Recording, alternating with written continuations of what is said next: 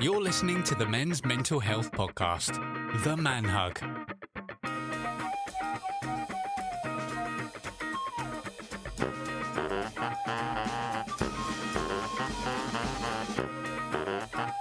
Welcome to The Man Hug, the monthly men's mental health podcast. I'm Dean McShane.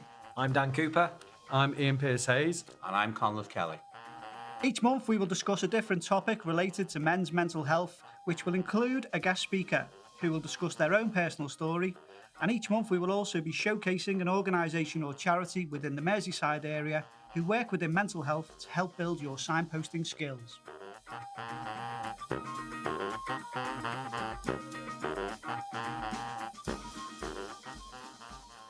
Hello and welcome to The Man Hug. On this month's episode, we are focusing on the theme of post-traumatic stress disorder. And with that, we're joined by two more fantastic guests. A little later on, we'll be joined by Anthony Wood, who is the manager of the Men2 project on the Wirral. And Anthony will be sharing his own story of PTSD, which led him to becoming a mental health counsellor. He will, of course, be sharing all about the amazing work that the Men2 project offer and how you can access their service.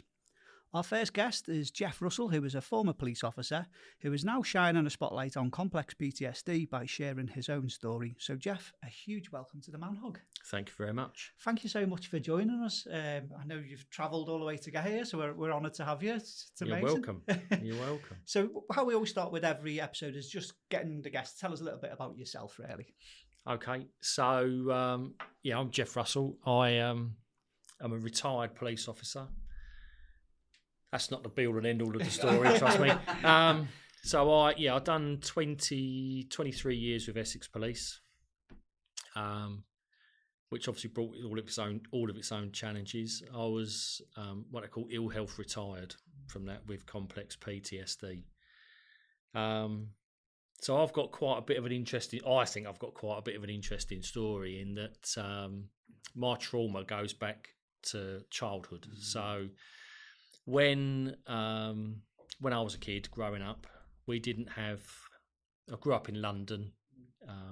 Both parents worked. They worked hard. We didn't have a lot of money, and I can remember certain holidays I'd get sent away to an aunt and uncle. And whether that was just to keep me entertained during holiday times so mum and dad could continue working, I don't really remember, but I was abused by an aunt and an uncle. So the aunt was my mum's sister, and obviously uncle was brother-in-law. That happened for probably 2 or 3 years, and I would have been primary school age when that happened. That was something that I locked up for years, and never really, like, you always know it's happened to you, but I never really properly dealt with it. And that came out later on when I was in the police, serving in the police. You know, you see some of the things you deal with there. It kind of slowly started to unpick that previous trauma. Then I also grew up in a house with my dad who was ill. So we didn't realise, I suppose, when we were young, quite how ill he was, and until adulthood, when he really started to go downhill, and it transpired that he had the onset of Alzheimer's combined with emotionally unstable personality disorder, which obviously he'd had all of his life. But I think, growing up, I think how I kind of looked at it is almost like he had two brains. So he had his emotionally unstable brain, and then he had his rational brain. So as unstable as he'd come across growing up, and in some of the things that he would do, he'd still have that rational part of his brain that would go, "That's a bad idea, John, don't do that." But then as he got older and the Alzheimer's kicked in, it's almost like that rational brain went away, and that culminated in him. He believed he had cancer, and he was adamant that he had it. Doctors weren't diagnosing it. And essentially, this went on for a number of years, and it ended up with him going to his GP surgery with 2 knives and threatening to stab the doctors because they wouldn't diagnose him with cancer. But clearly, obviously, knew he had something wrong with him, but didn't know what. And they said that was the Alzheimer's sort of almost taken away the rational thought. So he would have had that thought at home, like, okay, this is a great idea. If the doctor's not prescribing me or saying I've got cancer, I'll just go down there and stab him. And ordinarily, your rational brain would go, that's a stupid idea, John. But it was like the Alzheimer's had kicked in, and at that point in time, it was like that part of his brain was like, this is an awesome idea. And then that year after that, he got sectioned and was never came out. But I had a very turbulent relationship with my dad, and there's a large part of my adult life where we'd fallen out and hadn't spoken, and he defrauded me out of my mum's inheritance when my mum died. When I challenged him over something, I think it was something really simple like a birthday card that didn't get sent to my son, and he drove overnight 150 miles. I woke up in the morning. So this is around the time of the London riots.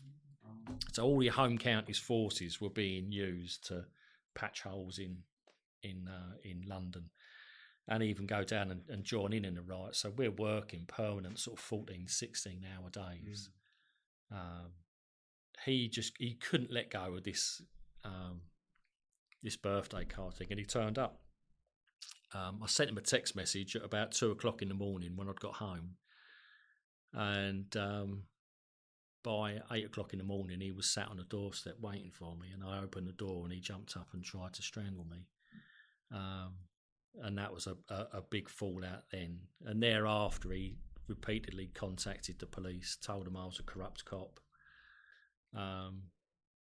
told them that he had evidence that I'd made up, because in relation to the child abuse, when I hit adulthood and was in the police, I realised it was a problem and I needed to do something about it. So I made a complaint. I kind of knew it wasn't going to go anywhere because it's a historic complaint, one word against another. So he contacted the police and said that I'd basically lied about it, made it all up. We had a really bad relationship.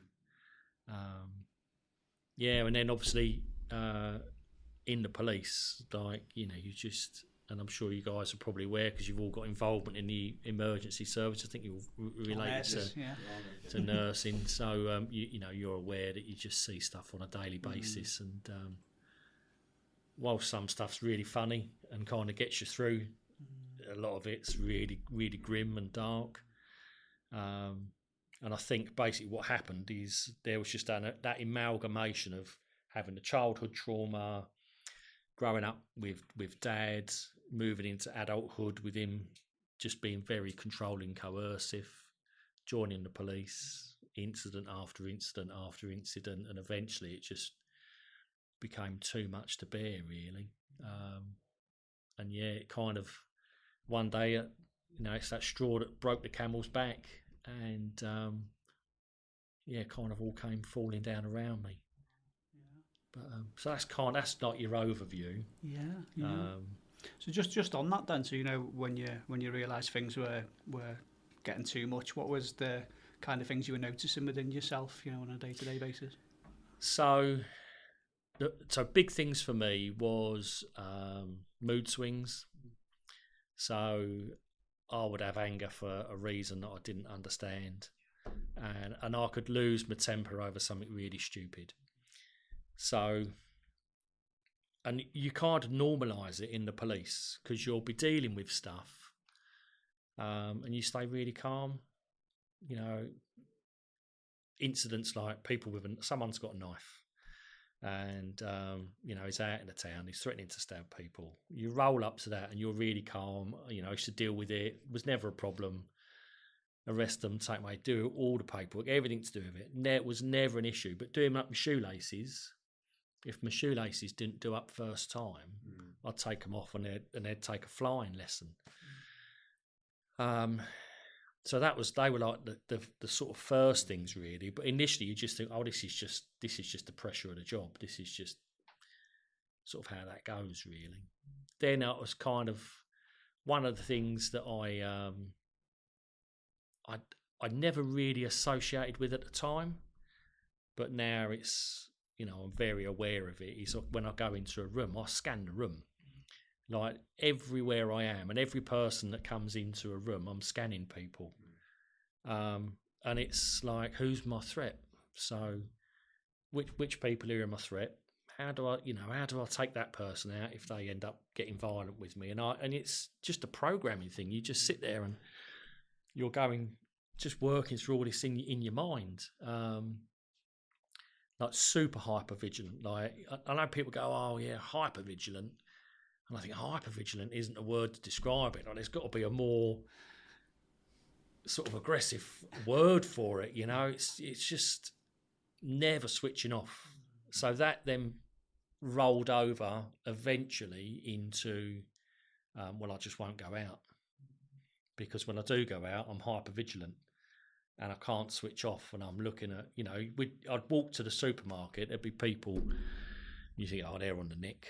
And then you're like, if I don't do something about it, it's like you're damned if you do, damned if you don't when you're in the police. Because if you don't do anything about it and there's CCTV and for whatever reason it ends up with the police and they see you there, they're going to come after you and go, why didn't you intervene?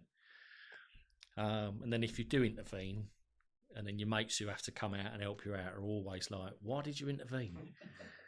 You can't, it's a real tough sort of thing really. So I ended up, like my coping mechanism, it became my coping mechanism for years, was I just didn't go out, and if I did, it was a very, like, I knew exactly where I was going, what I needed to get, and I'm in and out like as fast as I possibly can. So that's just like food shopping. So I'll cook dinner tonight and it's like a military operation. I'd get up in the morning, I'd be working out what I need to buy, go and walk the dogs, thinking about my route to the shops, where I'm parking, going in, getting the stuff and coming out. And believe it or not, that then ended up growing into like, I need to plan alternatives here. Like I need to plan in case I come across a shoplifter or a wanted person or a terrorist attack. It really got that bad. Just a constant planning of sort of eventualities really, and that got worse and worse and worse. So if I ended up needing to go somewhere, and I always remember when I had to go and have my first ill health retirement interview with a doctor. You have to go to see this doctor in Harley Street who talks to you for an hour and then works out whether or not you're suitable for medical retirement. And from the date that I got that confirmation of, you're going to go and see him in 3 weeks, every day I was planning my route, where I'm driving, where I'm parking, the tube that I'm taking, the train that I'm taking, where I'm walking on foot, and then I'd go through scenarios. This is and I swear to you, every day I'm going through different scenarios. Right, what if there's an incident en route? So what if there's a car accident? Right, so I need to leave, so I've got a bit of time. So in case that sort of crops up, I can deal with that. Okay. What if there's an assault while I'm down there? Okay, well, I'll leave a bit of extra time, and this is what happens. And it's just this constant build-up of what ifs. So, I mean, I was early today. And it's something that I can't get shot of. It's just that whole, I have to leave early because I need to plan for every eventuality. And that just obviously got worse and worse and worse. So that was the sort of a link to that planning. I have a very negative view of myself. So literally everything that I sort of do, I'm always like, this is rubbish. This is really rubbish. I'm always like, no one's going to want to talk to me. No one's going to, like, even like with my story today, there's still that part in my brain where I'm like, no one's going to want to know about my story. No one's going to want to know. They're all going to think it's rubbish. They're all going to think, you know, oh, you brought it all on yourself. So yeah, it's self-deprecating. Is that the term? When you know, constantly putting myself down. But then on the flip side of that, having to please people, like can't say no to people. So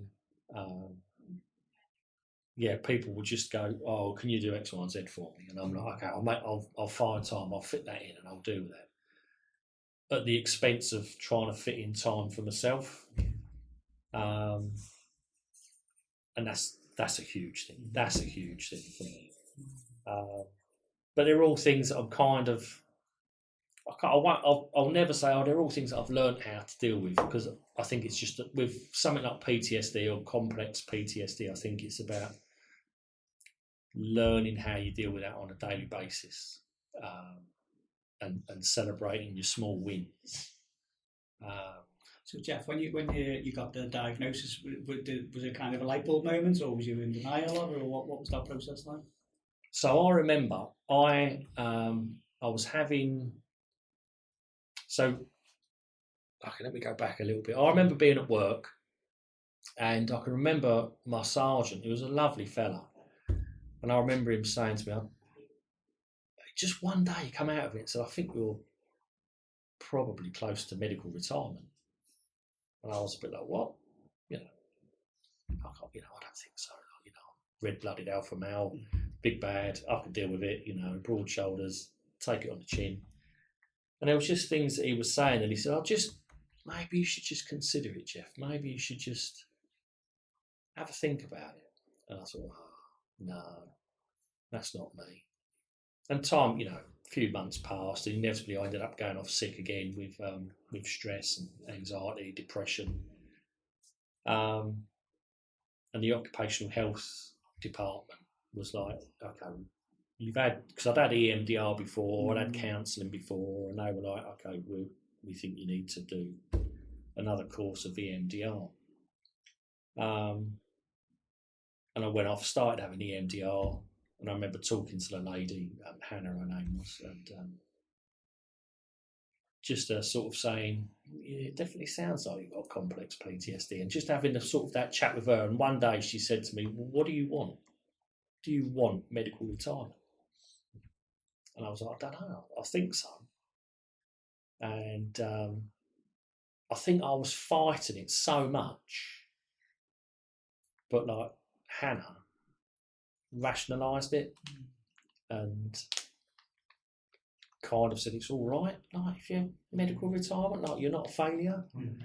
And certainly sort of listening to her and how she explained it, and you know, said it's about everything you've taken on board over the years.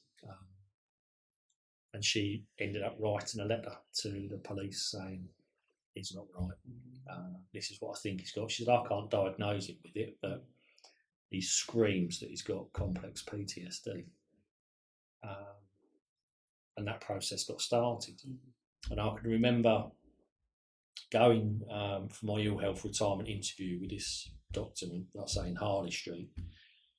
And I remember our federation going with, like, we have a federation representative who goes with me. It's not that he coaches you, but he says, you know, he's got an hour to see you and make a decision. So, you know, you've got to put it all across to him in a manner that he understands. He said, because it's no point you turning up and him saying, how was your journey down today? And you're going, yeah, it was all right. He said, because that's what you're going to say. He said, you need to be honest with him and go, started planning it 3 weeks ago. I've had to bring a mate. I've planned for all scenarios, including a full terrorist attack. You know, and it's that kind of, when you think, and I've never had to verbalise that before. Yeah. And I think when I started verbalising it and having to put it into context, and then you see people looking at you like, you're mental. For me, it kind of made, it was a bit of a realisation and kind of really made me think, yeah, I'm really ill. Like, I've got something wrong with me here. So, yeah, it was a relief, but it was a bit of a there was a journey to get to that relief. Yeah. What was your next steps? When you realised actually I probably need some help with this. Then, so what did you do next? So, I had a lot of EMDR, and then I've stayed with Hannah, and I still see her. So it's been 2 years now, and I still go and see her. I see her quarterly now. I went from sort of like every week down to twice a week, once a month, and I see her quarterly at the moment. And that's a personal choice, because there was a couple of people that I worked with. There's a bus driver I used to work with at school where I work, and he said, "You don't have to stop." He said, "You don't have to stop the counselling, Jeff." He said, "You can keep it going." He said, "Why?" Yeah. He said, "You don't." He said, "You don't smoke. You don't drink loads." He said, "So you spend like 60, 70, 80 quid on a counselling session once a month." Yeah. He said, "If it works, stick with it." And I thought, actually, that's what I'm going to do. But she, for me, I'd sit there and I would talk to Hannah about jobs really flippantly, or I'd drop something and I'd go, "Oh yeah," and there was that one time where I was waiting outside the pub, and I could hear the bloke in door, and I could hear the bloke's head being cut off, and she'd go, "Whoa, whoa, whoa, whoa, whoa, whoa, whoa, whoa." What are you talking about? And I go, "Oh yeah, there was this job where X, Y, Z happened, and I was outside and they wouldn't let me go in, but I could hear the guy's head being cut off." And she's like, "That's not normal." And I'd look at her and I'd go, "What?" She'd go, "That's not normal." And I was like, "Oh right, yeah." And I had a lot of that, and so she kind of became a little bit of a sounding board for me, where I'd have stuff happen and I'd kind of go along, and I think my perception of reality and normal over the years, from the child abuse to growing up in a mentally unstable family, going into the police and seeing everything that's disproportionate, forced, not real, not normal, I'd lost complete rationalisation of I suppose everyday things. Yeah, you become desensitised to them. Massively. In fact, that's the word I was looking for. Yeah.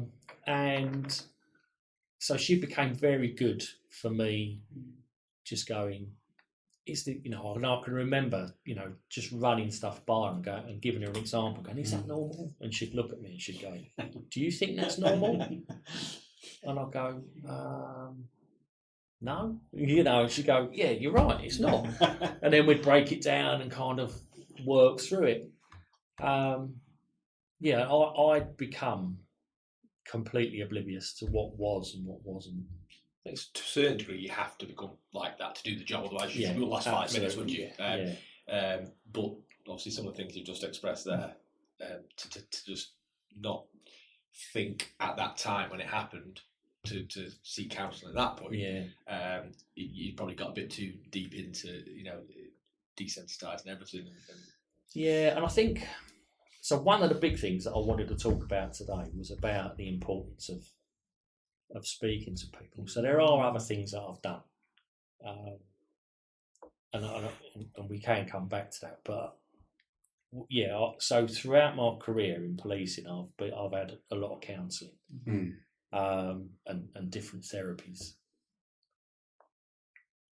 None of them, I think they all worked to a degree. They all kept a lid on it. So I had.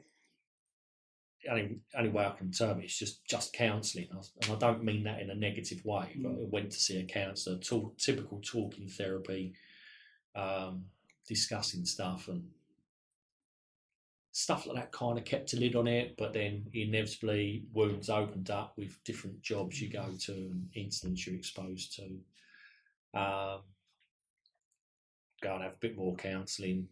Then they ended up giving me EMDR and cognitive behavioural therapy, And I never could get why I'd done them both together. And at the time, I remember going, "Oh, this is really quite new. It's really great. It's going to heal you." And I completed it. And the guy, and I kid you not, and I have looked for it, but he gave me a certificate of saneness at the end of the treatment. And he goes, "Yep, you're fine now. You're fine." And I remember going back to work, going, "All right then, yeah, this is great." Straight back to full duties. Put it in your office. Yeah, but I used to joke about it. So I used to, at work, I'd go to people, "I'm not mental. Look, I've got this certificate that says I'm sane." Another trigger probably there. But so yeah, so I had that, and then after that, I had another bout of counselling. But I remember, so I'll go back to when I had the EMDR. I had this little Chinese fella called Claude, and he was nice. There was a nice man. I liked him, but there was something where I just couldn't open up fully. So I'd open up a little bit, but there was stuff that I think because I had different aspirations. So I'd been an armed officer. I was going through the armed police training when I had what I would say was my first sort of breakdown. And I kind of didn't want to give too much away because that's what I wanted to do. And I thought, if I come across too mental here, they're going to go, "Yeah, you're not fit to carry a gun." I wasn't fit to carry a gun, and I didn't end up carrying a gun. And I think I knew that. Then I remember having counselling, another set of counselling, and I can't remember the guy's name. I'll call him Spike because he reminds me of the cartoon dog Spike. He was like a real hard fella. And I can remember being in the room with him, and it was like, for the whole hour, it was like being verbally battered by this guy. And everything was like, he'd go, "That's not this, that's anger. That's everything come back to being angry." So it made me feel like I was really angry. And every time there was a solution, and I'd say to him, "Well, how do I deal with that?" He'd recommend an Eckhart Tolle book. And I was kind of like, "I've got enough on my plate. Like, I haven't got time to read Eckhart Tolle books. I'm like, I've got jobs coming out my ear holes at work. I've got to build case files, this, and then, and you get home and you don't really switch off properly." So I'm like, I ain't got time for this. And he was one guy where I thought I needed that, bizarrely, because he really challenged my perception of myself. I thought, it must be right. It must be all me. I must be like this really angry individual that can't cope.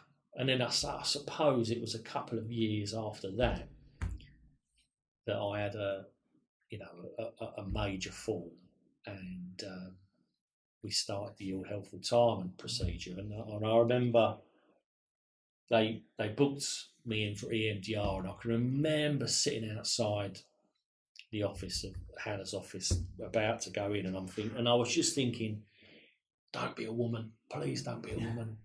Don't be a young woman, or have blonde hair, or be pretty. I was just like, I don't need any of that. I need someone who's going to get hold of me and shake me into.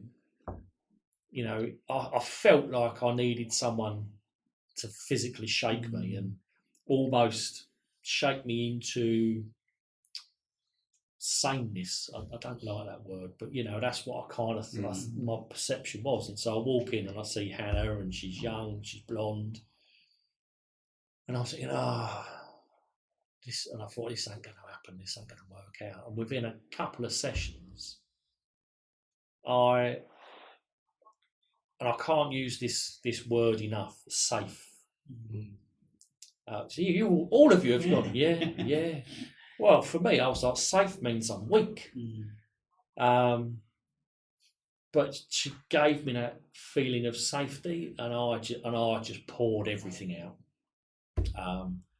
And I can remember one day, I was so angry in one of the therapy sessions, and she just made me feel really safe. And I was able to let everything out. She said to me, I'll never forget the phrase, she said, she stopped me and she went, "Am I safe?" And I was like, "Well, of course you're safe. Like, I'm not going to do anything to you." She was kind of like trying to sort of prove a point to me, like I'm not a danger to other people. I'm really angry because of this thing that I've got kind of like trapped inside me, and that was a real big sort of turning point. And I think all the other therapies I'd had before, they clearly worked, and I'm not going to come in here and go they were rubbish, they never worked, they didn't understand me. They all worked to a degree because they helped me at that point in time, whether it kept a lid on it or it helped me function a bit more normally. It enabled me to grieve for a period of time and carry on, but I think they all helped for a little bit. But the difference with Hannah was how safe she made me feel and that connection, and I think they're really important.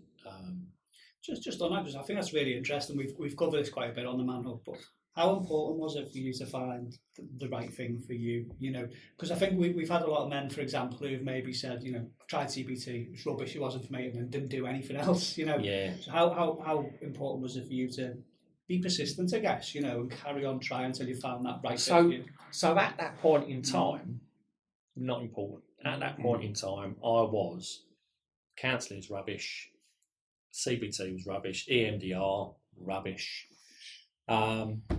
So I did have that sort of mentality, but in order to do the ill health retirement, I had to go through that process again.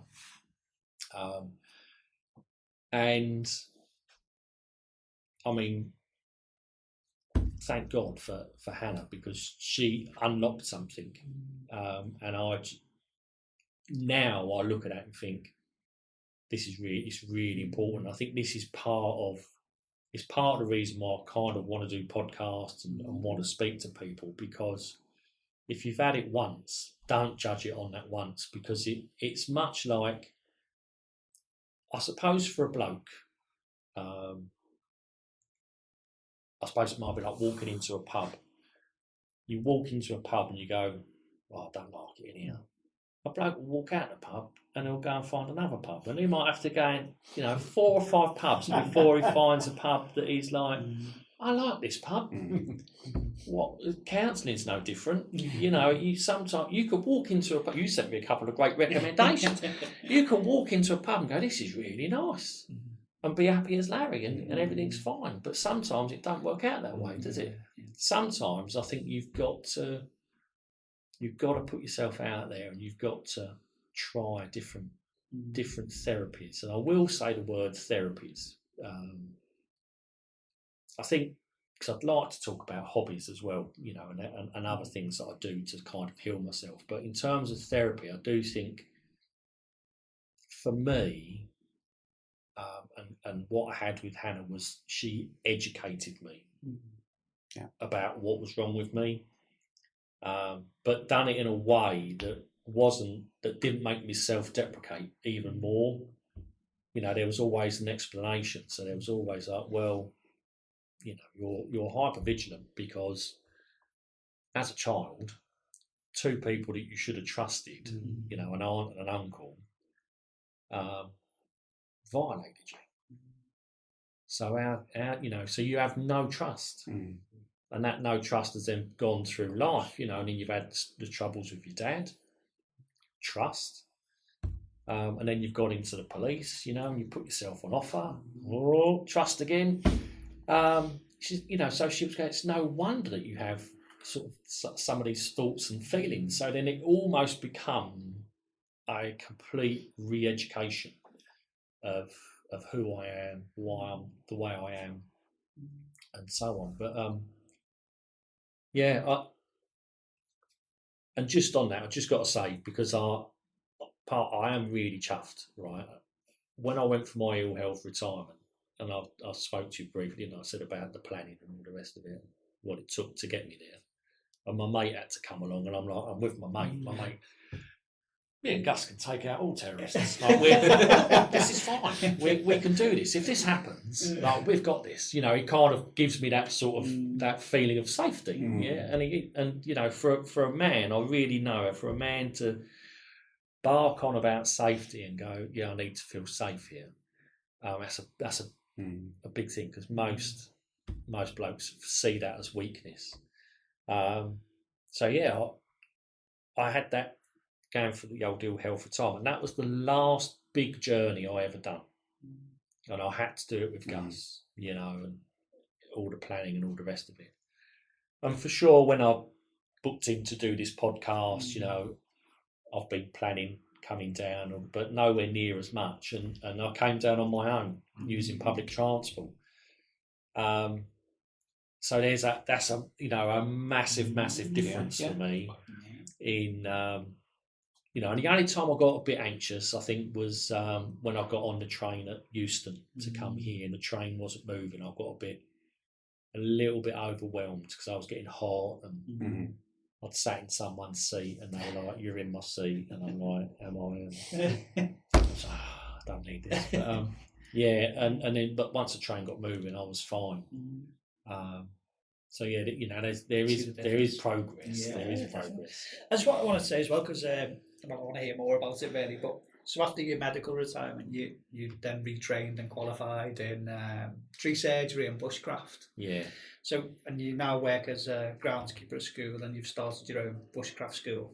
I mean, that just all sounds incredible, you know, compared to, I suppose, the chaos of the world of policing, to done something where you're immersed in the natural health service, as we like to call it, you know, these perfect green spaces. So why and how has that helped your mental health? Okay. So yeah, leaving the police, I kind of knew I was okay. I got a decent pension out of the police. Government changed the pension, so I lost out quite a bit. So I need to work part-time. And so I thought, I've got to find a job. So I was canvassing for jobs and found a job as a bus driver for a private school in Essex. And when I said bus driver, minibuses. Yeah. So I got on. I went for the interview. They were like, "Yeah, great. Do you want a job?" Like there and then, and I was like, "What?" Because remember, you're talking to someone who's like, no one's ever going to want to employ me because, you know, I'm just the worst. And so I was gobsmacked at that. Got the job, started driving. Absolutely loved the school, loved the staff. Pupils there were great, but the driving got to me. I thought the driving was going to be all right, and I stomached it for just over a year. And then eventually said to my boss, Andrew, I said, I can't do it. Can't do the driving. Because I could feel myself getting a lot of old fears, I suppose, were coming back. Like, you know, getting stuck in traffic. I don't deal well with that. Unpredictable stuff. Don't do well. Like, I have to have everything mapped out and know what I'm doing when I'm doing it and where I'm going. So I started doing that. We're really lucky at our school. We've got some beautiful woodlands, and initially I was looking for a little bit of woodland because me and my mate used to do wild camping, and we used to do that as a means for us to de-stress. So we used to do a lot of kayaking. We used to call them mini adventures or expeditions. You know, we'd load a kayak up with a load of stuff and go off for a paddle, drink beer, have lunch, you know, cook something on a little stove, come back, and you know, that's kind of how we sort of helped. I suppose I used to call it like pulling the plug out of like an airbed, and it just goes, and you just like decompress. And we both got a massive amount out. So they have woodland. So I was like, you know, is there any woodland we don't use? Because I'd like to rent space off it just so we can camp wild, you know, and not have to worry about A, getting caught because it's illegal, but B, he's in the job, you know. So for him, like, it wouldn't go down well. So the boss was like, yeah, that's fine. Yeah, we've got a little bit of woodland that we don't use. He said, but it needs a lot of work. So I was like, okay, well, what do I do? He said, well, it needs chainsaw work and we're not going to pay for that. So I was like, I'll get qualified to use a chainsaw then. Yeah. And that's how that started. So I just took myself off, and when I'd done a real basic cross-cutting and chainsaw maintenance course, just to get me used to. So if a tree's fallen down, I can cut it up. I don't fell trees or climb a tree because I'm not Spider-Man or young. So that's how that started. So, and then anyway, it transpires that little bit of woodland. They said, actually, we don't want you to use that bit of woodland, but you can use our forest school. So we've got a forest school, which is a lovely area of woodland. Yeah, they're happy for you to use that. I was like, oh, right, okay. So we were using that. And then I'd been on a course with Gus, my mate Gus. I'd been on a course with Gus. We went Southampton way, a course with a guy called Craig Harrison, who was a former sniper. So we went and done a day's bushcraft training with him, and we come away, and it was like like a light bulb moment. You know, someone lights up. We were driving back, and the whole way back we're going, we can do this. Like, we've been doing a lot of that anyway. Like, why can we not do it? And that really fueled something in us. We then done probably about a year's worth of wild camping, just the two of us, constantly sort of thinking about it, and then eventually said, we're going to get qualified. We went off and done a qualification course to become qualified in bushcraft. And we didn't know, when we'd done it, I don't think we knew what we were going to do. So we set up our bushcraft school, which we call Woodland Warriors. And we've done a few corporate events. We've done different courses for groups of people. And we're now on that sort of point where we're like, are we going to do just bushcraft courses, or are we going to do it specific to like emergency services? Because obviously we're both passionate about emergency services. And we know the toll that takes on emergency services workers, and not just those front line, but those even who have admin-based jobs, and especially call takers. I could never be a call taker. I couldn't be listening on a phone to that and have that feeling of helplessness. So that's how we kind of got round to that. It was almost like that. I suppose your therapy, that's what I've done with Hannah. That was all the EMDR, but this kind of the self-help that I've done was bushcraft, being out in nature.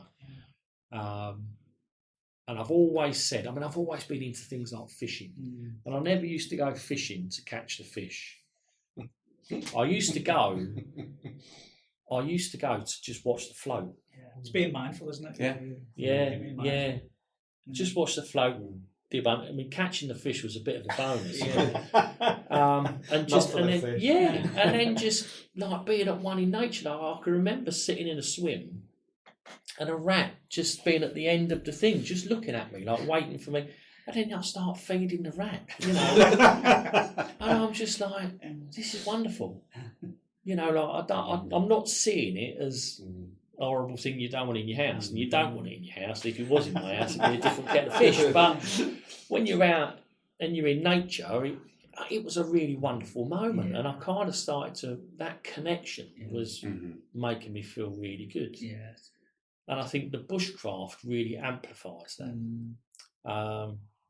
So how I kind of phrase it to people is, people will walk past a blackberry bush and pick a blackberry, and you'll eat a blackberry and you feel really good about it because you're like, blackberry, I can eat a blackberry. Oh, look, these blackberries are lovely. Oh, they're really good for you. And you end up having a little feast on blackberries, and you feel great. You can find an apple tree and you'll pick an apple. Well, with the bushcraft, all of a sudden, I'm now walking past stinging nettles thinking, I'm going to pick some of them, take them home, and I'll make nettle tea.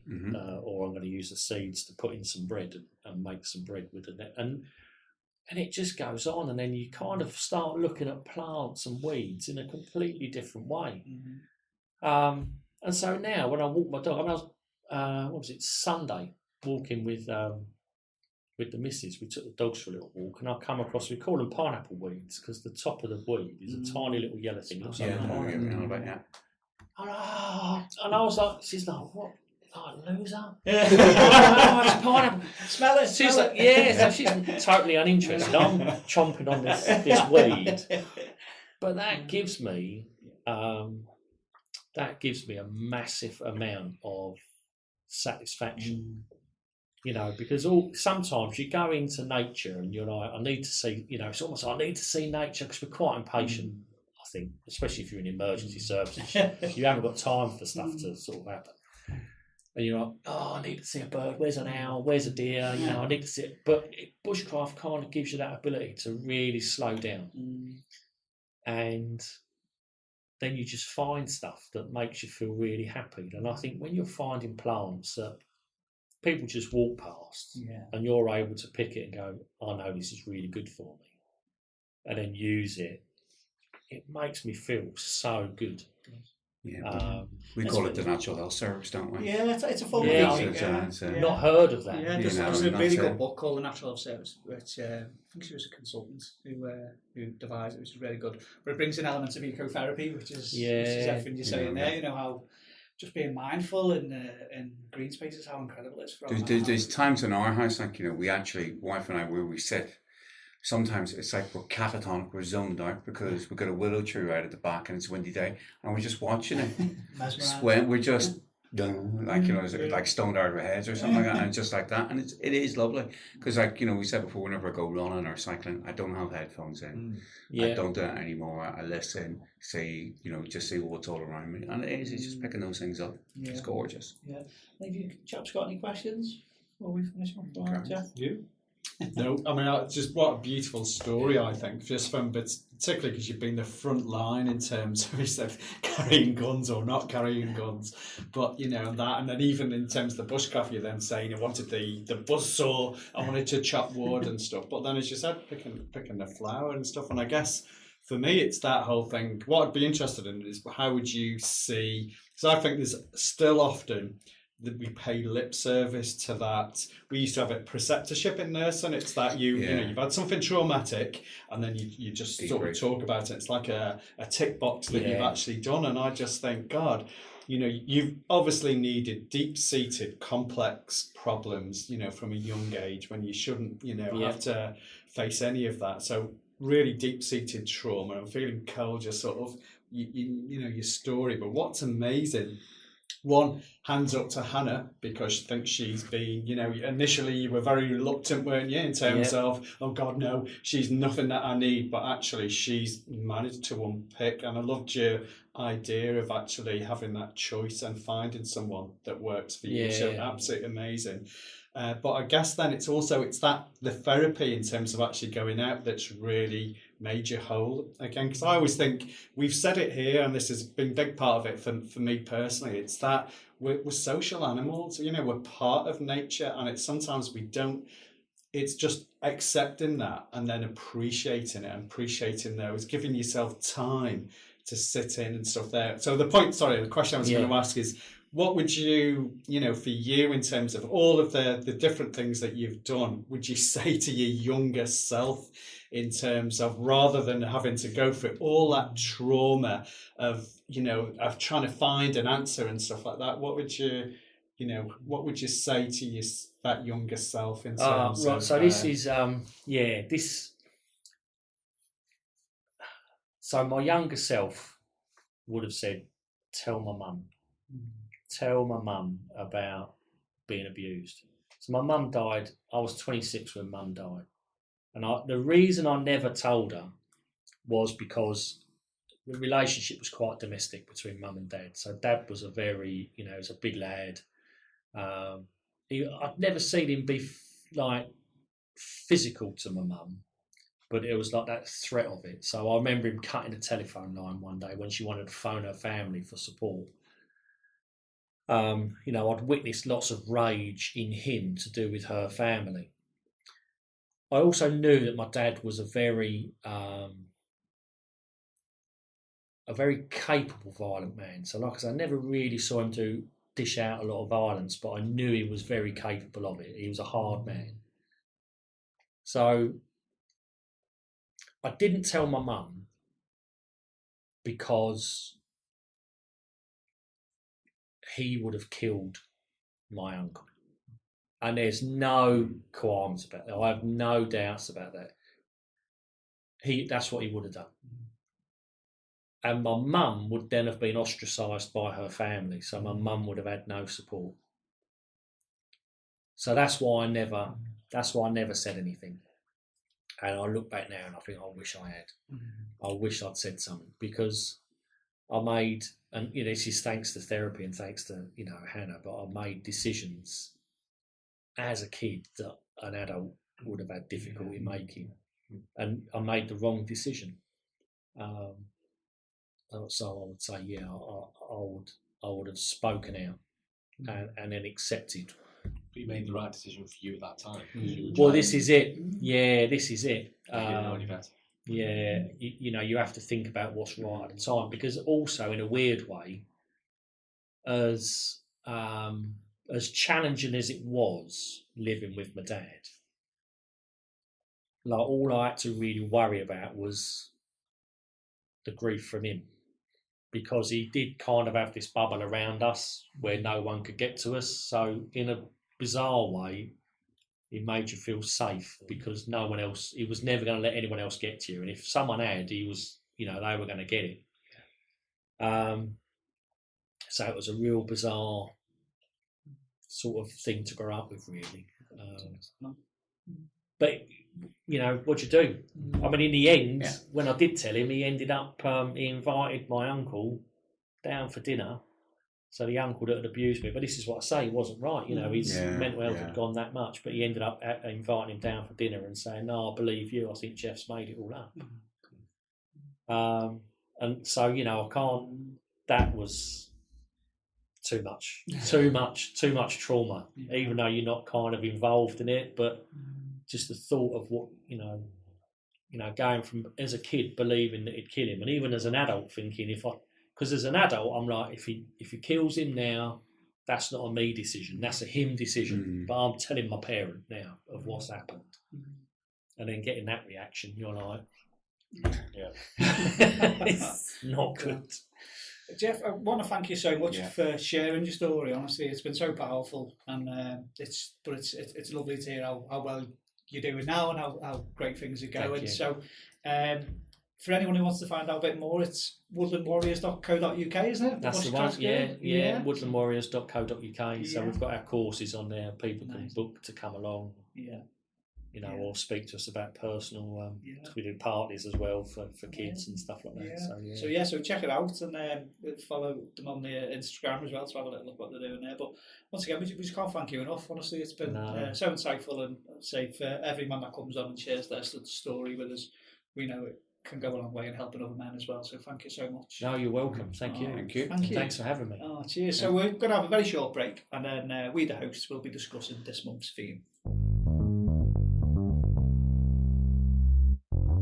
You're listening to the Men's Mental Health Podcast, The Man Hug.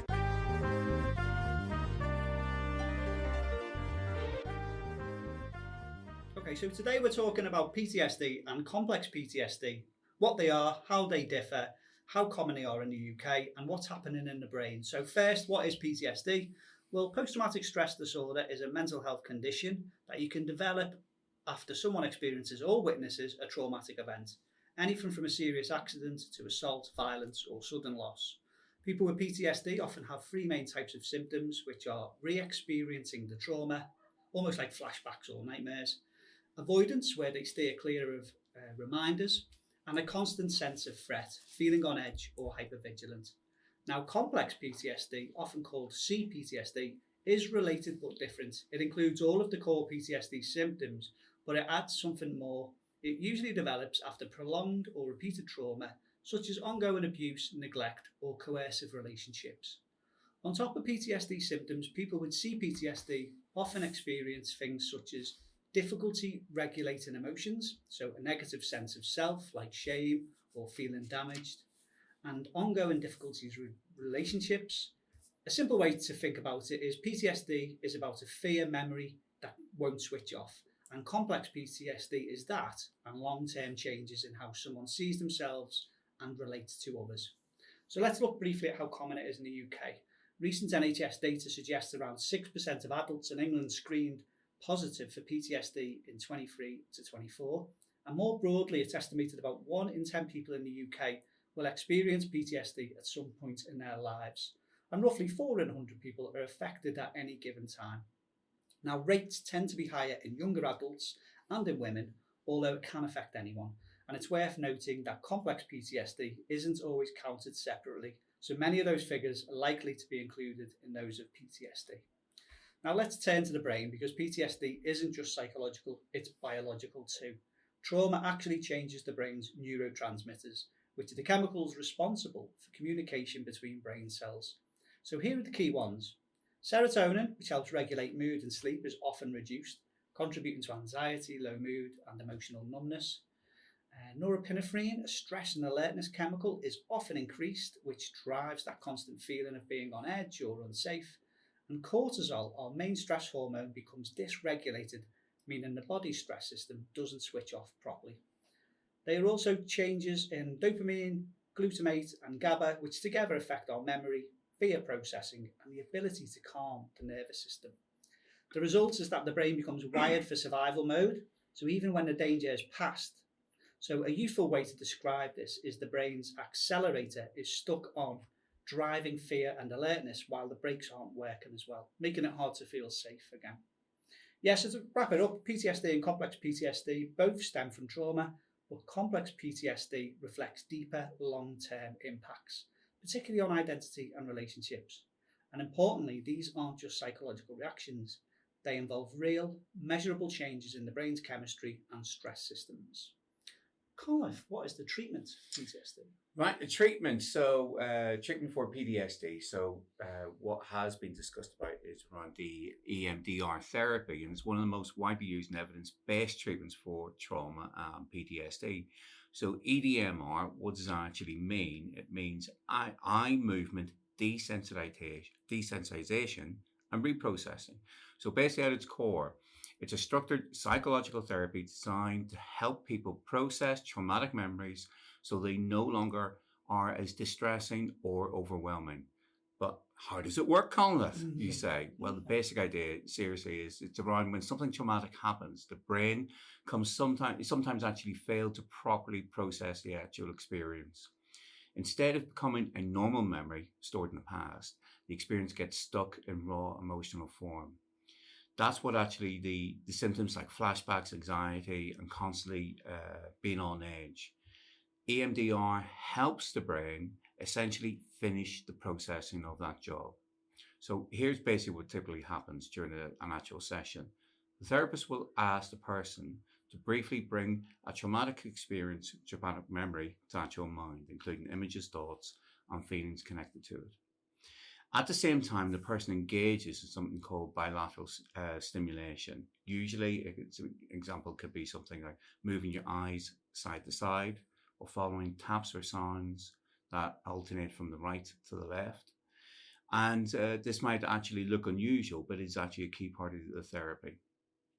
So why the eye movement to the tapping? Well, we don't actually fully understand the exact mechanisms, but the leading idea is that the left-right simulation activates both sides of the brain, thus helping it to process the memory more effectively. It often compared to what actually happens during REM sleep, rapid eye movement sleep, when the brain naturally processes emotional experiences.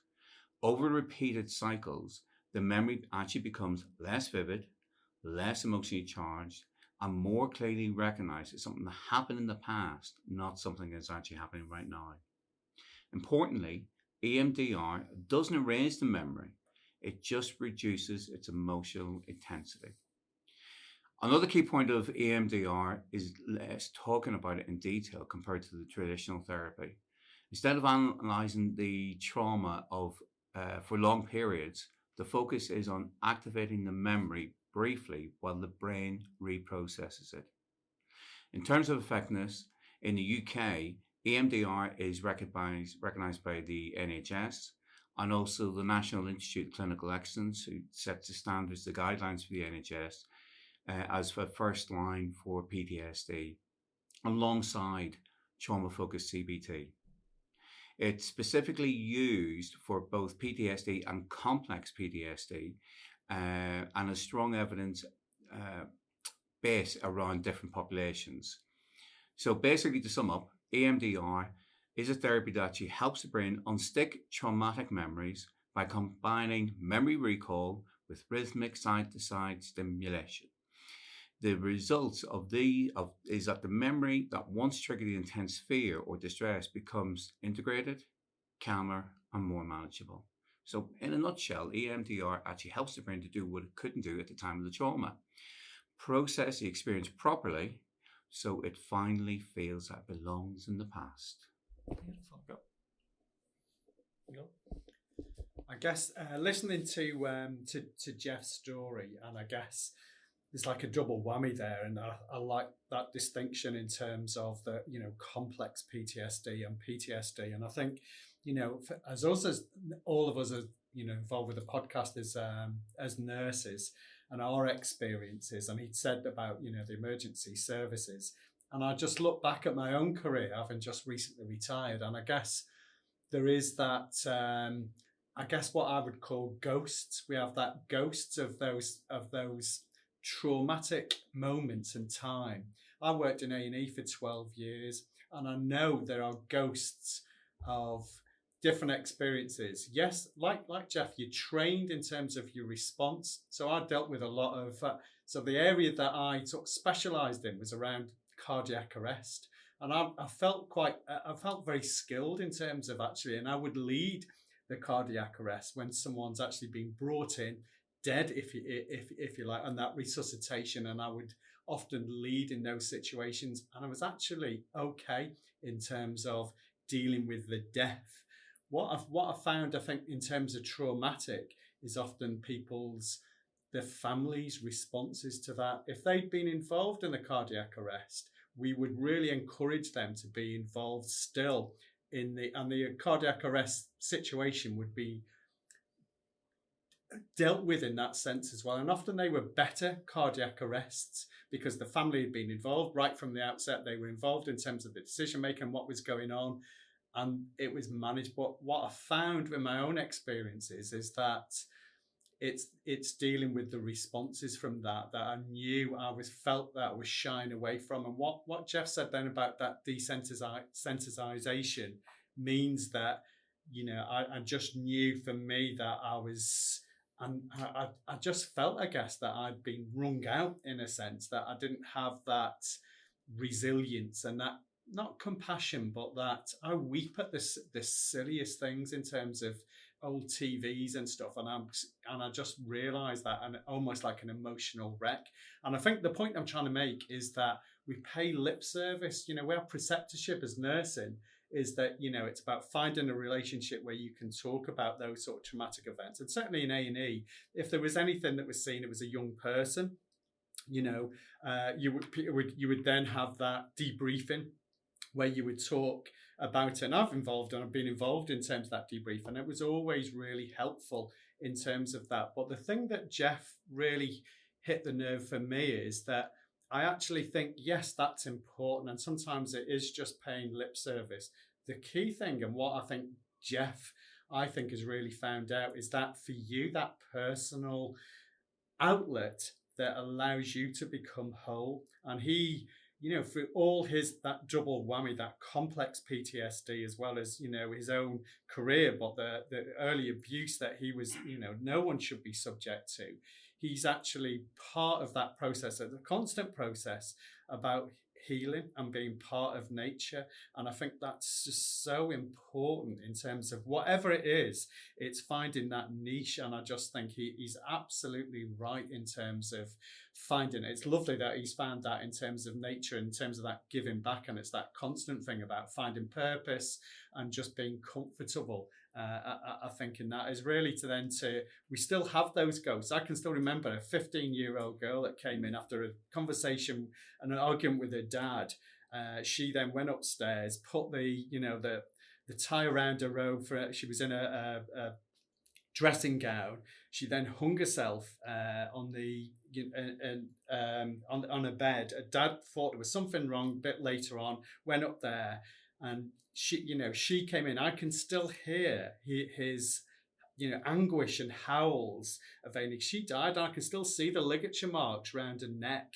That we did everything we could in terms of that resuscitation, but it failed, and I can still see those ghosts of that person, that tragedy of that took place. So I think it's important then in terms of actually talking through those things in terms of that, but you also need to find something for you that allows you to be whole and to feel again, and to not to be desensitized, so that you can still sort of carry on. And I just think he's done it so articulately and through.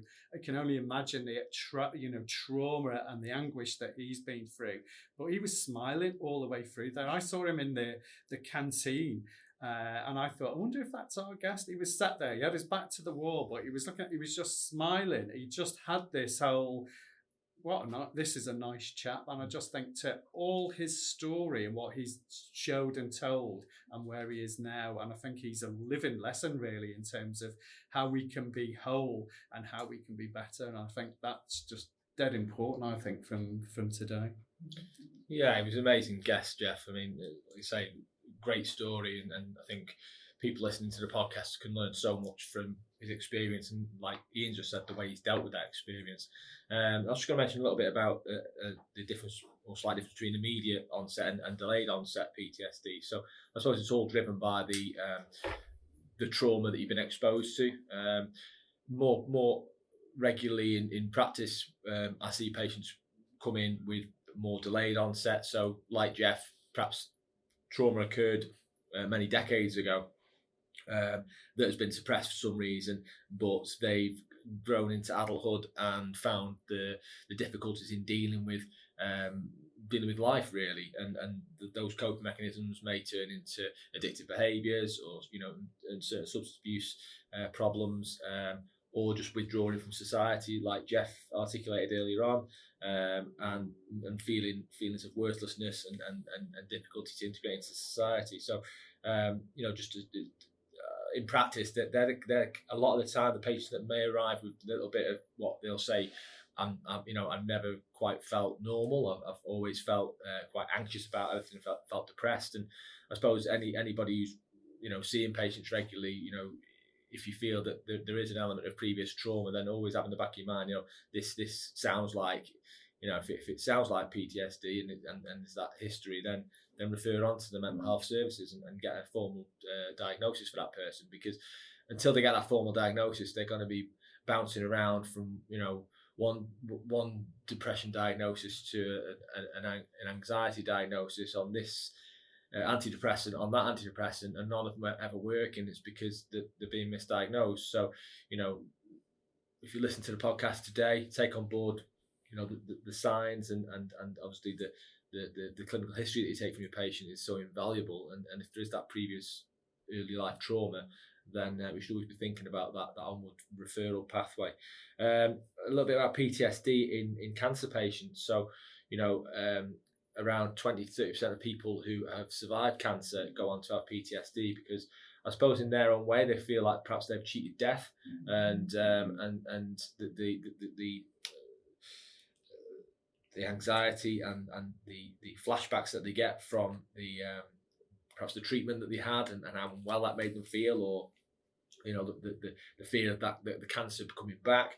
It's quite a common thing. So again, if you're looking after people with cancer, then to take that into consideration, that could this be an element of PTSD following them being in remission. They've beat the cancer, but they've not beat their own mind.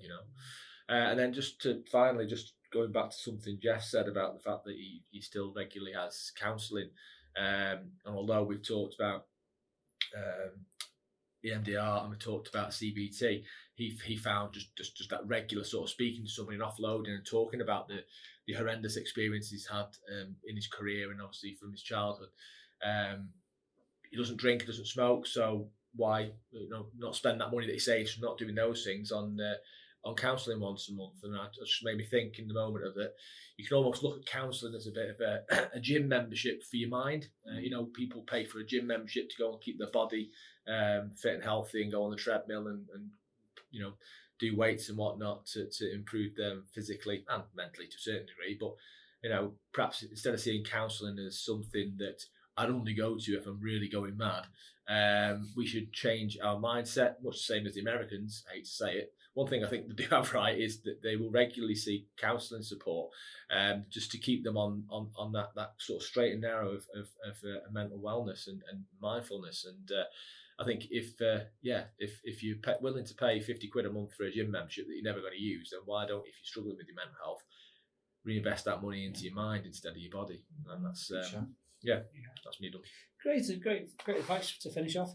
We're going to take a short break, and then we're going to be joined by Anthony Wood from the Men2 Project. You're listening to the Men's Mental Health Podcast, The Man Hug.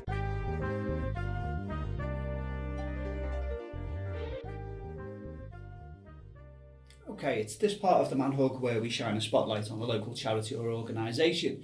And today we're joined by Anthony Wood, who's the project manager of Men2. So Anthony, welcome to the Man Hug. Hi, thanks for having me. Yeah, it's really good of you to come here. And I know Ian met with you a few weeks ago and he was telling us all about the amazing work that Men2 do. So we thought we'd get you on and just, let's shine a spotlight on all the work that you do. So first I'll just start by telling us a little bit about yourself.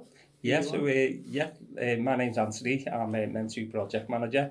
I've been working for Men2 for about 3 years, and we offer services such as counselling support, listening sessions. We offer group work, cost of living support, and some free training and programs. I think what got me into counselling was my own personal experience. So must have been about 12 years ago, I was involved in a traffic accident.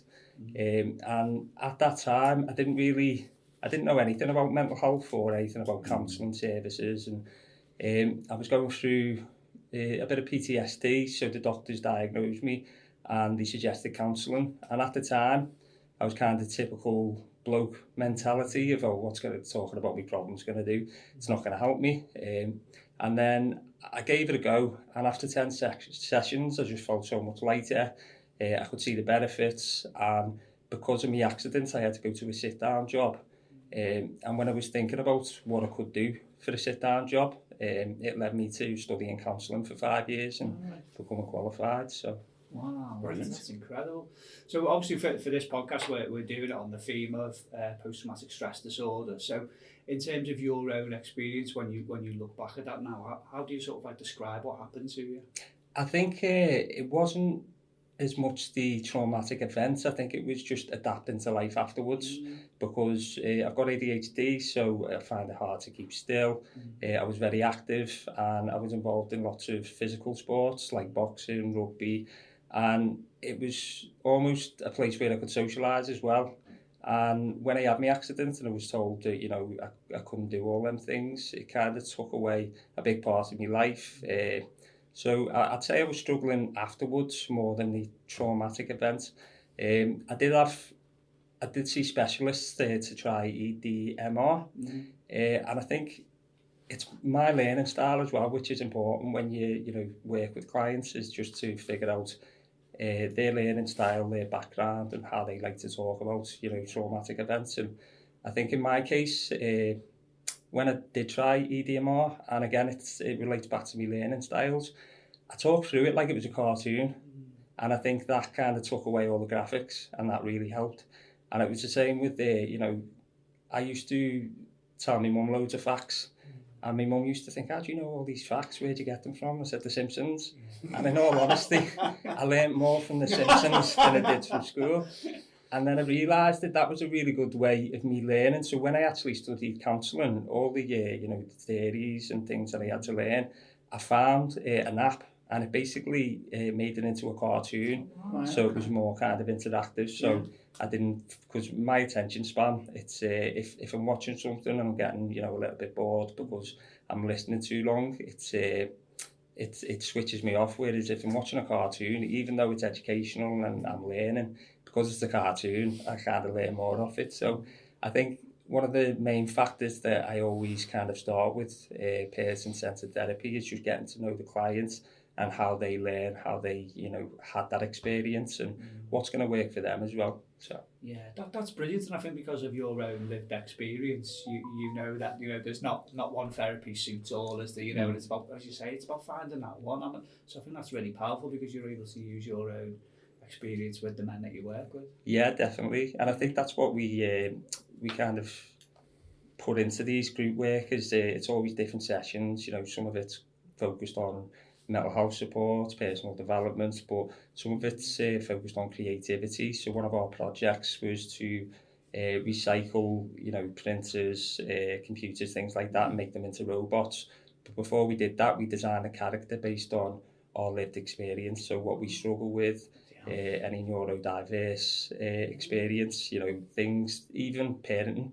So, one of the members kind of related it to his son, who was non-verbal and had autism, and he designed a robot and kind of made the traits to reflect on how his son communicates and how he manages certain things when he's dealing with parenting. So I think things like that, if you make a creative way, I think like you were saying before, it's how people like to interact. Some people don't like to sit face to face. They like kind of something where they can engage in a hands-on activity, but then start to kind of let the guard down and talk a little bit more about what's going on for them. And then we've done a photography session in the park. We created scenes, we've done voiceovers, and we created a film, so it's on YouTube. Oh, wow. And then we've donated the robots to Vale Park, so they're now in the process of creating a space for the robots, with positive messages as well, to signpost for mental health support.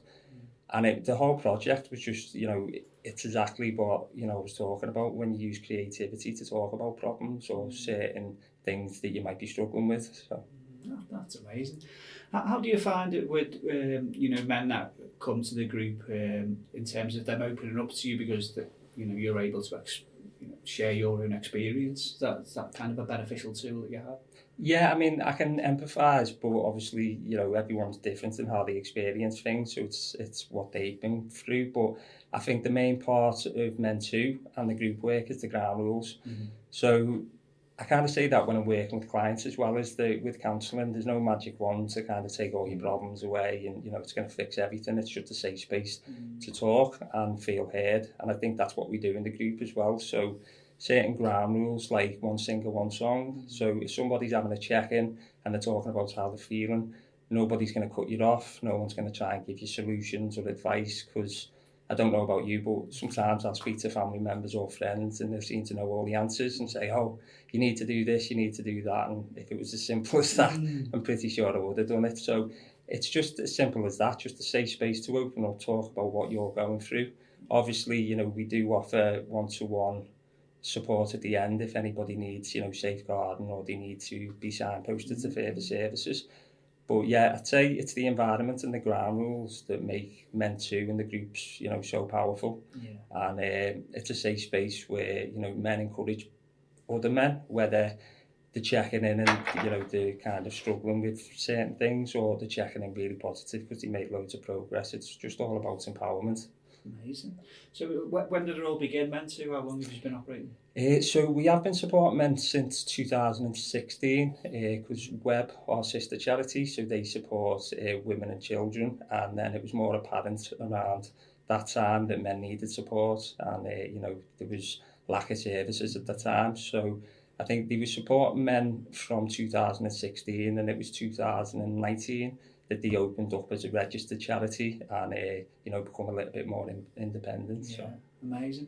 So the list of things that you offer, I've got it in front of me here, but you can probably tell us a little bit about the key ones that Men Too offer. Yeah, so it depends on their preference really. So if you're not, if you don't feel ready to join group work and you prefer that one-on-one support, we offer counselling services. So you can access the counselling services and focus on the sessions that you're offered, and then if you did want to kind of access the group work as well after that, then you're more than welcome to join in. We offer listening appointments, so say for instance if there's a bit of a wait for counselling, we don't just say right, you've got to wait for 2 months or 3 months. We say we offer listening appointments, so if you are in crisis or need signposting or just need a listening ear, it's not a qualified counsellor, but it's a trained member of staff who can kind of talk for the 1 hour session and just work through, you know, any anxiety or anything that's going on, and may be able to support you in another way, whether it be signpost to another service or safeguard if needed. Yeah, amazing. So how do people get involved? Do they need a referral, or can they self-refer? Or? Yeah, so you can self-refer, or you can get somebody to refer for you, as long as obviously you've given them the consent. Yeah. You can go online, so it's www.men2merseyside.org. If you look at the top of the page, it just says make a referral, so you can fill it out there. Or if you need support filling it out, you can feel free to give us a call. I don't know the number off by heart, you'll have to have a look, I'm not that good. I've got it here. 0151 653 3771, option 4. That's the one, I was going to say that. So yeah, even if, you know, you haven't got access to the internet or you need support filling it out, there's always an option of giving us a call and we can go through it with you. So. How do you feel about you know, kind of like the web of support across the Wirral now for men in particular? Because we've had quite a few men's charities on over the last year, haven't we? So I'm just wondering how closely is it working, especially, you know, when it comes to referrals and things like that. Yeah, I mean, we often work alongside charities that we know, so in the local area. So, like you said, there's loads of different criteria, so it depends on preference.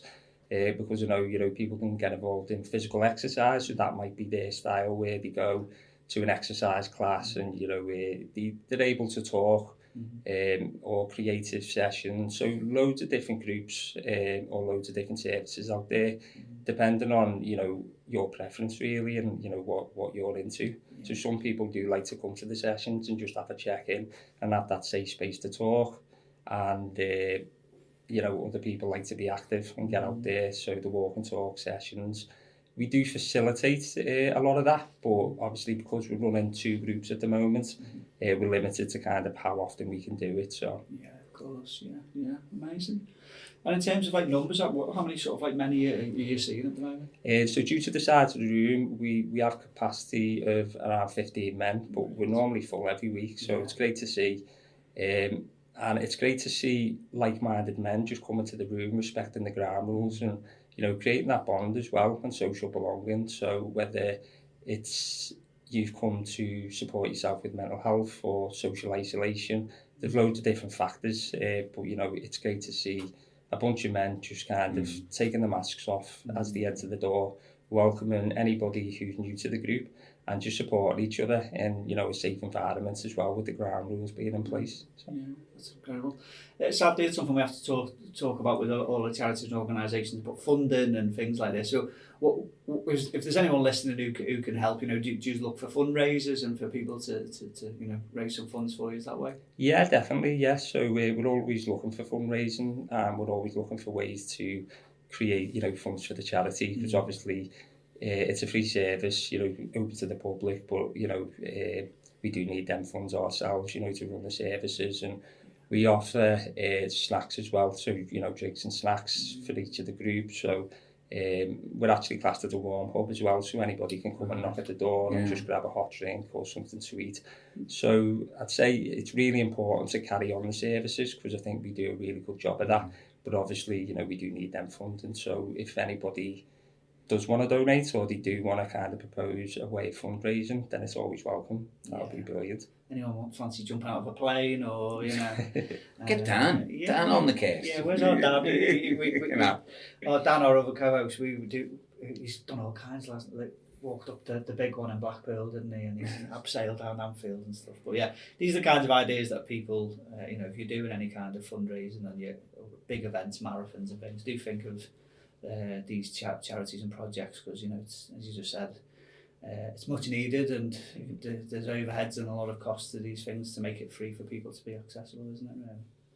I mean, you've said there, Anthony, just a question really. Do you get men that my wife sent me or my partner sent me, she's telling me to come? Do you get that? Is there a real obstacle in terms of men coming forward and actually talking? I mean, you mentioned a little bit about your own, you know, for your own personal trauma and how you address that, and it's just one of the themes that we've talked about, isn't it? I know Conor has said that about why is it that we're reluctant to talk in a sense? So do you get that? Do you get men saying, oh yeah, someone's told me to come here and Yeah, sometimes. So obviously if it's to do with counselling, then, you know, they need to be ready for counselling, so they want to come and obviously, you know, engage in the session.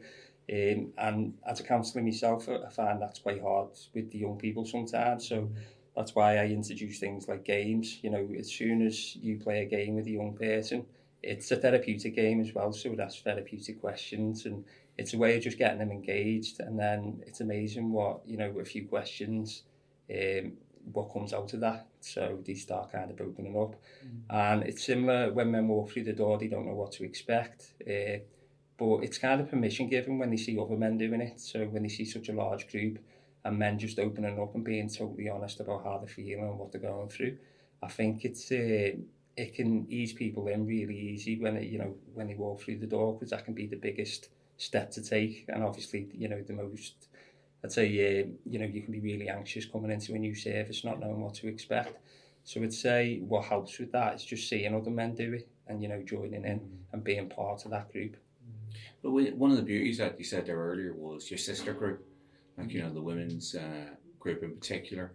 And I think one of the things that we've actually picked up on, we've done within the university, we've got a men's network, and how that kind of picked up on, because there was one for women, been running for ages, it's been successful. And then Adam was, or the old LinkedIn, like, you know, well, it's actually the women suggested, well, why isn't there one for men? I thought, well, why isn't there? And so we're learning from them, like, you know, just thinking, yeah, let's bring this forward. It's absolutely fantastic. But one of the questions, it's not really questions, it's just one thing that irritates me. It's just like, obviously you offer a fantastic service, as there are so many services actually out there. I was speaking to somebody there about one recently. It was a menopause service. They're only there maybe 2-3 hours, 3 days a week. But getting bombarded now, because I know it sounds terrible, but health professionals are now referring to this free service, doing that, and they're going, we can't cope with this, we can't deal with this. And it's just that knock-on effect. It's like with the Hub of Hope, like, you know, the app that we actually always promote. It's trying, okay, you're using this, can you try and help us, like, you know, fund it? And it's just, I think it'd be fair, like, you know, you're having to scrape around, do all these things. It'd just be, come on, pitch in, like, you know, contribute something towards it. Yeah, no, definitely, yeah. I think it's with the mental health support out there within the local area, it is high in demand. You know, we're getting more and more referrals, and we're seeing a lot more safeguarding issues as well. And I think a lot of it is to do with as well the cost of living. Everything's going up, and people are struggling to kind of pay the bills, and especially with children as well. So yeah, it's definitely needed, and yeah, it's something that I think that's what we do when we work together with other services. So with certain mental health diagnoses, if that's, sorry, I was trying to figure out how to say that. Yeah, so if you've been diagnosed with, you know, something quite complex, so it could be complex PTSD, and you need a specialist, and that's where we'll help you, you know, get referred to a specialist. So I think this is where we signpost. Right. So we've got a big folder in the building, so if anybody comes in and it sounds quite complex, or they need further support that we can't provide, we then signpost them to other agencies that we know that can. And that's really powerful as well, isn't it? Because you know you might get that person who you've got through the door for the first time. We've spoke about it a lot on the podcast, haven't we? How, you know, it can take men an awful long time to get just through the door and to these services. But once you've got them there, and you see the defence come down, you can then pathway them to other services and other specialties and things as well, you know. So yeah, it's an incredible thing, isn't it? Yeah, definitely. Yeah, amazing. In terms of following you then, because you mentioned before, there's loads of activities, there's lots of events coming up and things, so people will want to be able to follow you and keep up to date. What's the best means of doing that? I'm in charge of the social media at the moment, so I'm on a mission, because it's something that I've been paying attention to for the past year or so. Yeah. So I'm very kind of determined. I'm nearly up to 800. It's I think I started the year on 200 followers, and I'm up to 800. So I'm on a mission to get to at least 1,000 at the end of the year. So if you do want to follow us, I think it's meant to if you go on Facebook, but then if you go on Instagram, it's _Merseyside. And we've also got a YouTube channel. And I think what I pride myself most about the social media is to create content so that you can actually watch what we're doing and see, you know, the support that we provide. So there's evidence to that. So if you actually do explore that and look at some of the videos, you'll see kind of what we're about, what support we offer.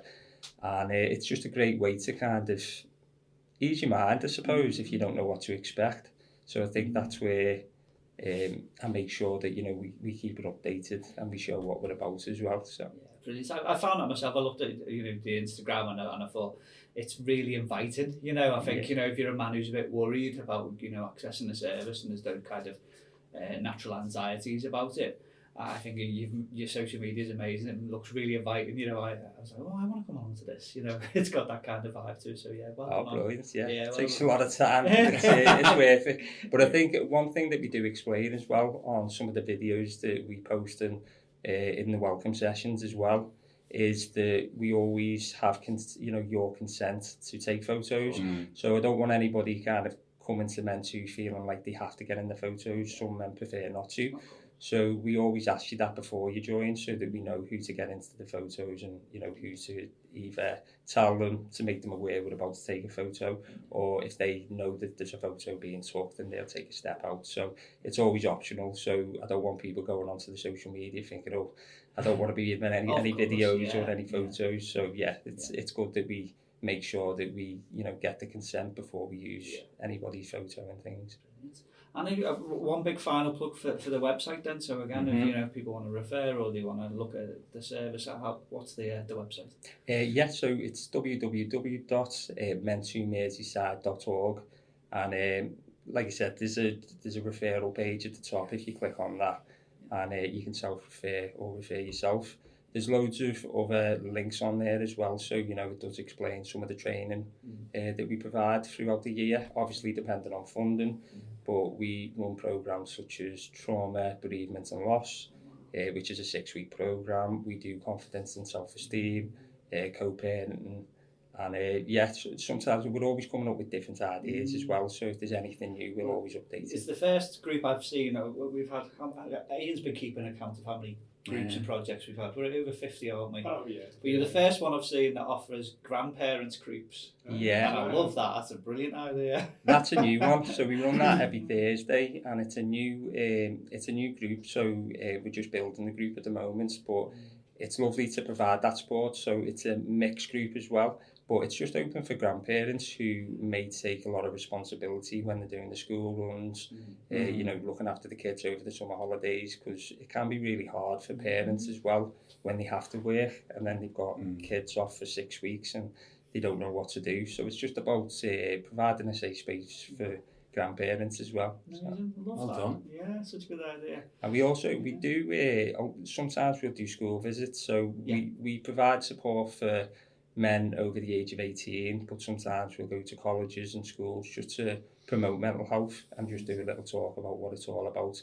And again, I always make it interactive because I know that my, you know, learning styles when I was in school, if I had somebody coming in to do a talk, it had to be interactive, otherwise it wouldn't really kind of engage me. So I do that, you know, I do little experiments with them to make them kind of aware of how it feels to kind of to carry the weight around, you know, certain problems and things. So I'll take some weights in. I'll be knackered by the time I get there. But I make them, you know, hold small weights out, and it might not be that heavy.